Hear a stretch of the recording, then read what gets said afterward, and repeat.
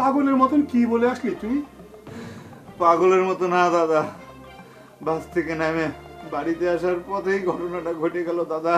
কি ঘটনা ঘটে গেল? কোনো উপায় ছিল না দাদা। একজন নিরীহ লোক দুপুরবেলা যার মেয়ের বিয়ে হওয়ার কথা, সে সকালবেলা জানতে পারলো তার মেয়ের বিয়ে হচ্ছে না। তাহলে পরে তার অবস্থাটা কি হবে আপনি চিন্তা করতে পারেন? বিয়ের সব আয়োজন শেষ দাদা। এইরকম একটা গরিব নিরীহ স্কুল শিক্ষকের পক্ষে এত বড় ধাক্কা কি সহ্য করা সম্ভব? কিন্তু তার সাথে তোর বিয়ের কন্যা চেঞ্জ করার কি সম্পর্ক?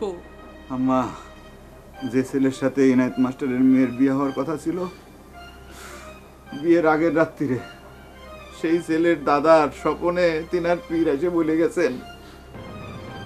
কি বলে গিয়েছেন সেটা বলবি তো? ওই মেয়ের সাথে যার বিয়ে হবি, 3 দিনের মাথায় সেই ছেলের গলা দিয়ে রক্ত উঠে তার মৃত্যু হবি। এই কথা শোনার পর যা ঘটনা হওয়ার তাই ঘটে গেছে। ছেলের বাড়ি থেকে মেয়ের বাড়িতে খবর পাঠানো হয়েছে এ বিয়ে আর হবে না, তাই তো? এই তো ঠিক ধরেছেন দাদা, জ্ঞানী মানুষের মতো আপনি ধরে ফেলেছেন। আজকাই খবরটা শোনার পর ইনায়েত মাস্টার আর স্ত্রী সে কি কান্নাকাটি দাদা। আম্মা, ইনায়েত মাস্টার আর তার স্ত্রীর কান্নাকাটি শুনে আমি কিছুতেই সহ্য করতে পারলাম না।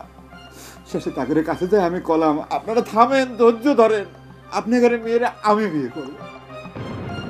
আপনি বিশ্বাস করেন দাদা, শুধুমাত্র মেয়েটার কথা চিন্তা করে আমি এই সিদ্ধান্ত নিতে বাধ্য হয়েছি। মেয়েটার তো আর কোনোদিন বিয়ে হবে না, তাই না দাদা? একটা মেয়ের বিয়ে ঠিক হওয়ার পর যদি তার বিয়ে ভাঙে যায়, তার আর কোনোদিন বিয়ে হয় দাদা? তার উপর যদি এটুক জানা যায় যে যে ছেলের সাথে তার বিয়ে হবি, বিয়ের 3 দিনের মাথায় সেই চালার গলা দিয়ে রক্ত উঠে সে মৃত্যুবরণ করবি। তাই বলে তুই তো নিজের কথাটা একটু ভাববি না? দান করার সময় নিজের সুবিধা অসুবিধার কথা কিছু চিন্তা করতে হয় না মা। কে তোমরা দাতা হাতেমদের কথা শোনো নাই? তোমরা রণদা প্রসাদ শাহর নাম শোনো নাই? তারা কত বড় দানবীর ছিল। সেই কথা চিন্তা করি আমি আমার নিজের দান করে দিতে চলে আইছি। কিন্তু নিজের দান করে আসার পর থেকে যে খালি আমার জ্যোৎস্নার কথা মনে পড়তেছে দাদা। জ্যোৎস্নার সাথে তো আমার সবকিছু ঠিক হয়ে আছে, সবকিছু পাকাপাকি। আমি এখন কি করব দাদা, কি করব? কি আর করবি, জ্যোৎস্নারে বুঝাতে হবে। যদি বুঝাতে পারিস ভালো, না হলে বিপদ, সমূহ বিপদ। আল্লাহ